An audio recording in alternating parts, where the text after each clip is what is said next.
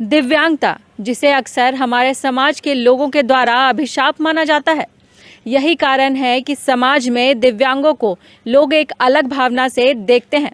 लेकिन कहते हैं ना कि जब दिल में जज्बा हो तो यह दिव्यांगता भी वरदान साबित हो सकती है। इसी को सच कर दिखाया है चतरा जिले के टंडवा प्रखंड क्षेत्र चट्टी गाड़ी लॉन्ग गांव निवासी सौरभ प्रसाद ने। कैसे, देखिए हमारे संवाददाता धर्मेंद्र पाठक की इस खास रिपोर्ट में।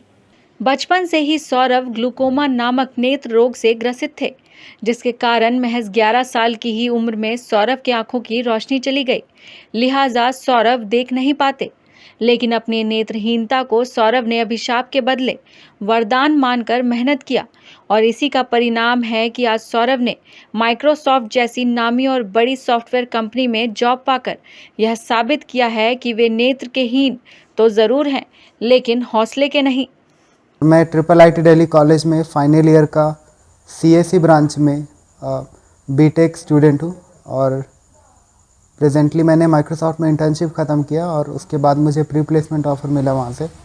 और आगे मैं और भी बहुत सीखने के लिए, कंट्रीब्यूट करने के लिए और टीचिंग के लिए और एक्सेसिबिलिटी डिज़ाइन के लिए काम करना चाहता हूँ। आने वाले टाइम में जितना ज़्यादा हो सके जो अपॉर्चुनिटी मुझे मिली है, इसका बेस्ट यूज़ करके अपने पोटेंशियल्स को आउटग्रो करना चाहता हूँ। जिस दिव्यांगता और नेत्रहीनता के कारण जो बच्चे अथवा युवा ठीक से स्कूलिंग भी नहीं कर पाते, उन बच्चों अथवा युवाओं के लिए अपने आत्मविश्वास और प्रतिभा से लबरेज सौरभ आज प्रेरणा के स्रोत बन गए हैं।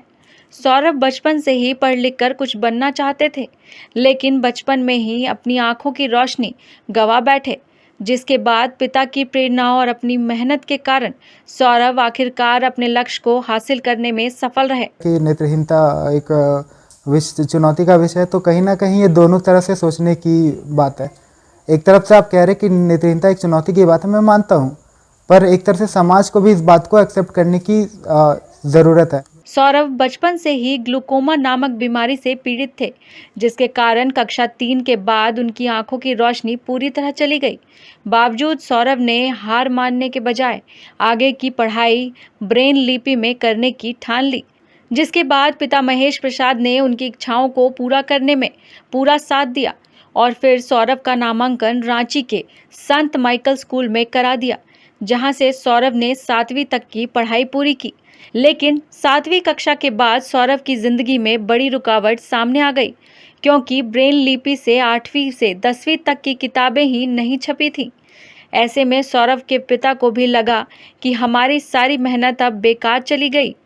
उन्होंने बताया कि बहुत आग्रह करने पर सरकार के द्वारा सौरभ के लिए 8वीं से 10वीं तक की किताबें छपाई गई, जिसके बाद सौरभ का नामांकन इन IBS देहरादून स्कूल में कराया गया, जहां से सौरभ ने 10वीं की परीक्षा में 97% अंक लाकर टॉप किया। इतना ही नहीं, 93% रिकॉर्ड अंक के साथ 12वीं भी पास की, जिसके बाद IIT दिल्ली में सौरभ का CSE में नामांकन कराया गया, जहां वर्तमान में सौरभ सॉफ्टवेयर इंजीनियरिंग के 3रे वर्ष की पढ़ाई कर रहे हैं। It depends upon all the platforms, right.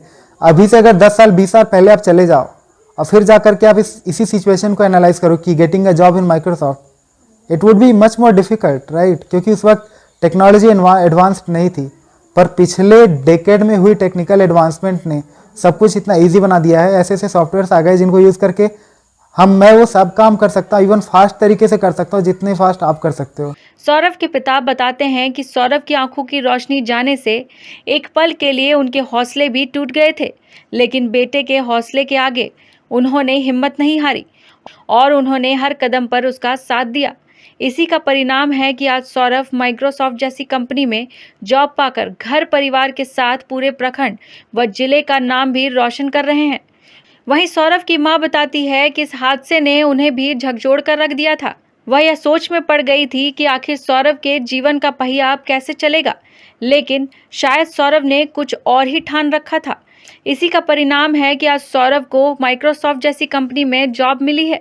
बेटे के अंदर जो कैपेबिलिटी थी, उन्होंने इनके अंदर जो क्षमता थी, हम लोगों ने उनको ज़्यादा तो नहीं लेकिन एक सही प्लेटफॉर्म दिलाने का प्रयास किया और सबसे ज़्यादा क्रेडिट तो मैं सौरभ को दूंगा कि सौरभ ने उन चीज़ों को अच्छी तरह से समझा और समय की कीमत को समझते हुए और अपने आप को डेवलप करने के दिशा में इन्होंने कोई कसर नहीं छोड़ा। जिसके घर में मान लो जब छोटा था और ऐसा हुआ था तो बहुत बहुत सोचते थे कि कैसे होगा मेरे बाबू का, मतलब आगे कैसे, कौन देखेगा, क्या करेगा, तो बहुत चिंता होती थी।